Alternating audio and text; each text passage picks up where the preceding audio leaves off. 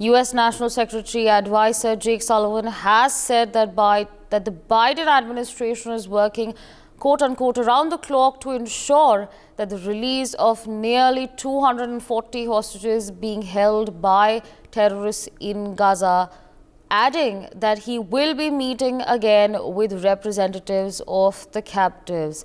Families. Sullivan added that the 9 Americans were currently unaccounted for, along with one U.S. green card holder. He declined to give much information regarding the status of the hostages, but said that the U.S. does have information about some of the hostages. Meanwhile, joining us on the broadcast is Mr. Sanjay Srivastava. He's an international affairs expert. So, what do you make of this development? Well, Sabri, I think United States of America is trying its best to secure the release of the hostages, and that includes several American citizens.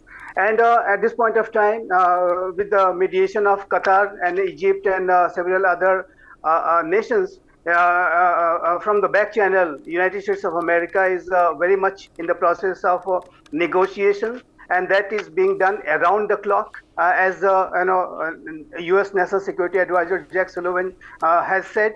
And yes, United States of America's top priority, one of the top priorities is that they should, do their best to, secure the release of those hostages. And at the same time, United States of America is also focusing on addressing the humanitarian crisis, which is very much there in Gaza. So at this point of time, if you look at the U.S. diplomacy, these two priorities are also very much there, securing release of hostages and humanitarian crisis. But another aspect which is very, very important for the United States of America, Biden administration, is to ensure that this conflict does not get escalated at the regional level.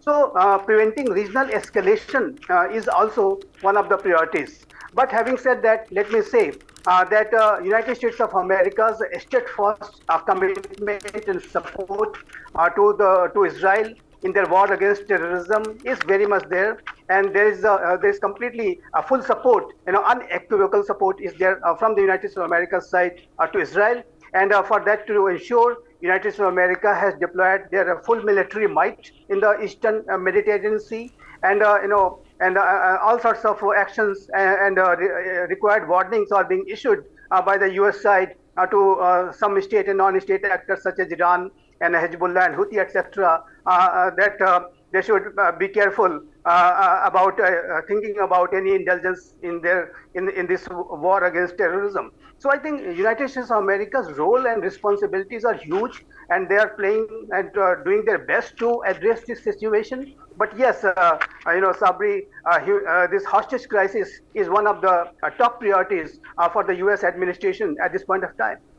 Right, absolutely, sir. Before we conclude this bulletin, let's quickly just listen in to give our viewers a better understanding, a bite of Jake Sullivan and what he had to say. Let's quickly hear that out. The United States continues to work round the clock to support efforts to rescue and reunite hostages held by Hamas with their families where they belong. This includes many young children, one of whom is a 3-year-old American citizen toddler, whose parents were tragically killed by Hamas on October 7th. This is a top priority for President Biden, for Vice President Harris, for Secretary Blinken, for me personally. We have all spoken with families of U.S. citizens who are being held hostage by Hamas and have raised this issue with all of our counterparts. This remains a paramount priority for us.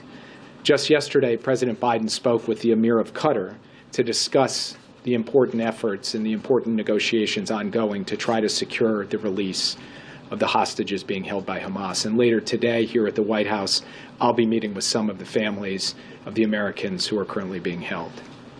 The United States has also been leading efforts to increase the flow of life-saving, sustained humanitarian assistance, food, water, medicine, into Gaza. While we've made some progress, much more is urgently needed to alleviate suffering among the civilian population in Gaza.